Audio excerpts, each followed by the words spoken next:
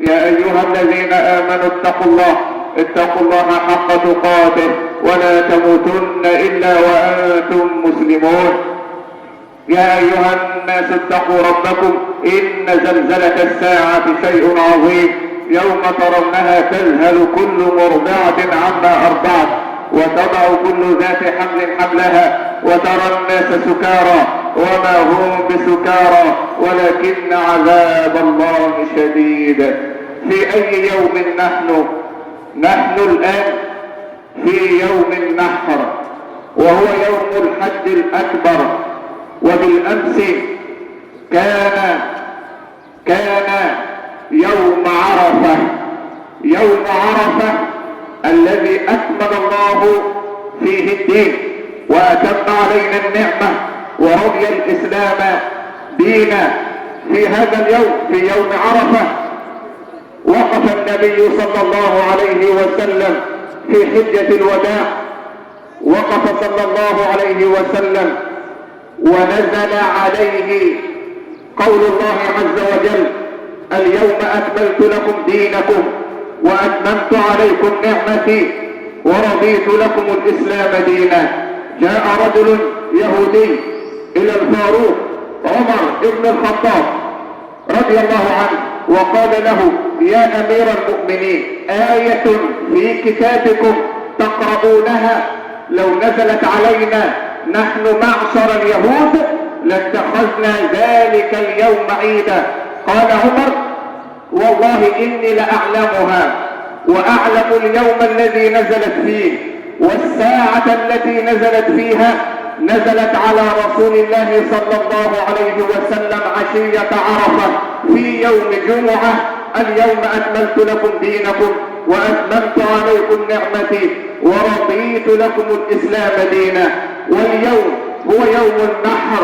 هذا اليوم يذكرنا بأبي الأنبياء إبراهيم عليه السلام الذي مدحه الله في القرآن فقال: وإبراهيم الذي وفى، وقال: إن إبراهيم كان أمة. نعم، إبراهيم وفى بكل ما أمر به وصبر على الابتلاءات الشديدة التي ابتلي بها. ابتلي بأن ألقاه قومه الكافرون في النار فنجاه الله منها. قلنا: يا نار كوني بردا وسلاما على إبراهيم. ثم ابتلي بعد ذلك بأن يأخذ ولده الرضيع إسماعيل عليه السلام وأمه هاجر المصرية إلى واد غير ذي زرع عند بيت الله الحرام، وادي مكة، وكان واديا صحراويا لا حياة فيه على الإطلاق، لا زرع ولا ماء ولا أي شيء، لكنه يمتثل أمر الله عز وجل. فأخذ هذه المرأة الضعيفة هاجر المصرية وطفلها الرضيع وذهب بهما إلى هذا الوادي المقفر امتثالا لأمر الله عز وجل. وهنا عندما قفل راجعا نادت عليه هاجر وقالت له: يا إبراهيم، إلى من تكلنا في هذا الوادي القفر؟ إلى من تتركنا في هذه الصحراء؟ الله أمرك بذلك؟ فقال: نعم.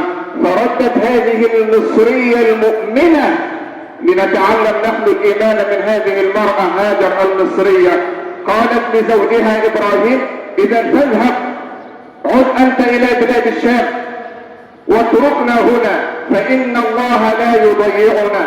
كلام لا يصدر إلا من مؤمنة متوكلة على الله تحسن الظن بالله. دروس كثيرة لنا أن نحسن الظن بالله عز وجل.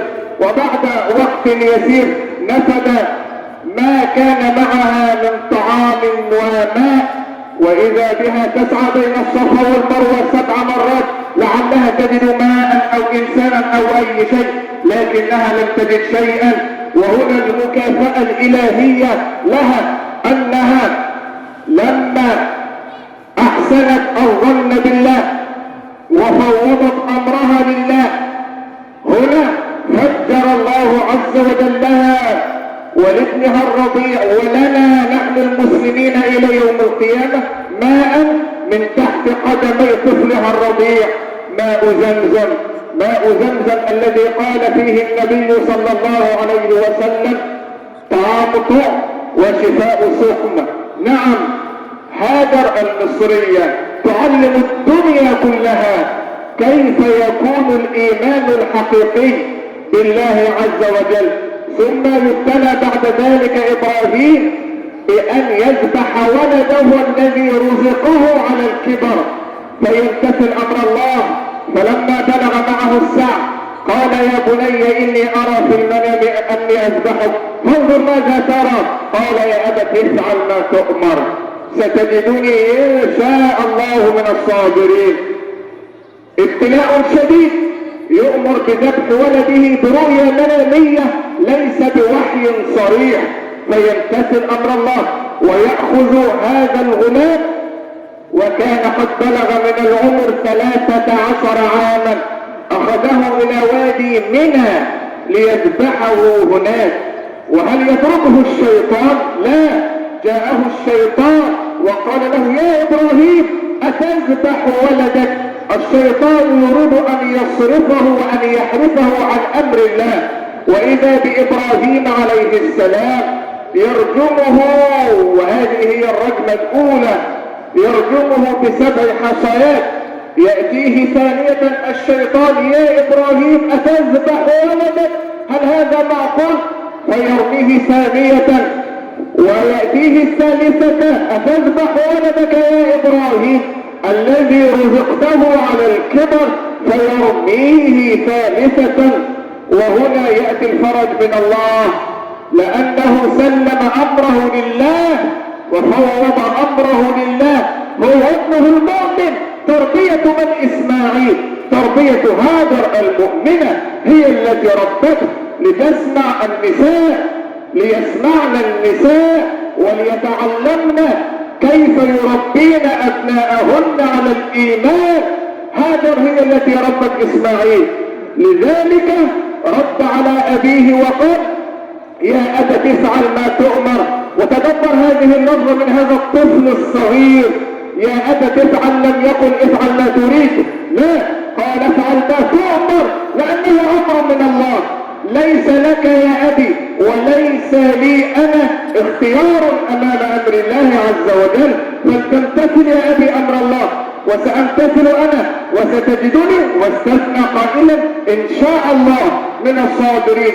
فلما أسلم أي الاثنان الأب والابن، فلما أسلم أي استسلم لأمر الله وفوض أمرهما إلى الله عز وجل ودله للجبين وأكبه على وجهه ليذبحه، وجاء بالسكين وأمر السكين مرات عديدة على رقبة ولده إسماعيل. وإذا بالمفاجأة الكبرى أن السكين لا تقطع. لماذا؟ لأن السكين مخلوقة من مخلوقات الله لا تقطع، مع أن من أخص خصائصها القطع، لكنها لا تقطع إلا بإذن وأمر من الله. صدر لها الأمر الإلهي ألا تقطع رقبة إسماعيل. والله يا إبراهيم لو ظللت تحاول أن تقطع رقبة ولدك إلى يوم القيامة فلن تقطع السكين رقبة إسماعيل، لأن الله أمرها بألا تقطع. كما أمر الله النار يا إبراهيم التي ألقيت فيها، كما أمرها ألا تحرقك، قلنا يا نار كوني بردا وسلاما على إبراهيم.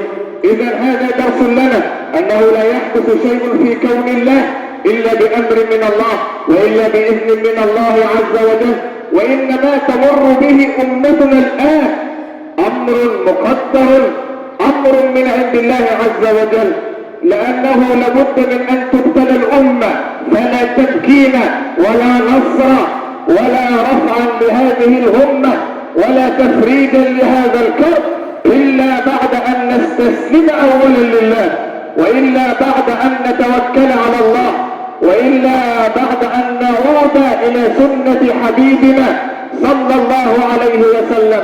سنة ربانية. إن الله لا يغير ما بقوم حتى يغيروا ما بأنفسهم. فلا بد وأن تبتلى الأمة. أم حسبتم أن تدخلوا الجنة ولما يأتكم مثل الذين خلوا من قبلكم مستهم البأساء والضراء وزلزلوا حتى يقول الرسول والذين آمنوا معه متى نصر الله؟ ألا إن نصر الله قريب. أي أنه ماذا تظنون أيها الناس؟ أتظنون أن تدخلوا الجنة قبل أن تبتلوا بمثل ما ابتلي به من كان قبلكم؟ لا بد وأن تبتلوا بالبأساء والضراء. من شدة الابتلاءات زلزل الرسول والذين آمنوا معه لدرجة أنهم قالوا من شدة الابتلاءات متى نصر الله؟ فقال الله ألا إن نصر الله قريب.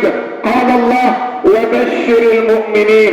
ما كان الله ليذر المؤمنين على ما أنتم عليه حتى 40 سنة.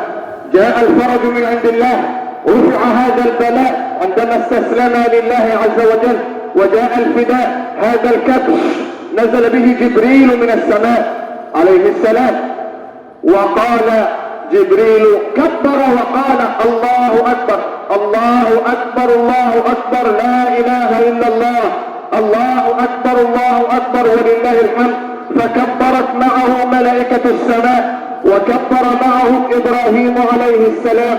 هذا التكبير الذي نكبره نحن في هذه الأيام المباركات.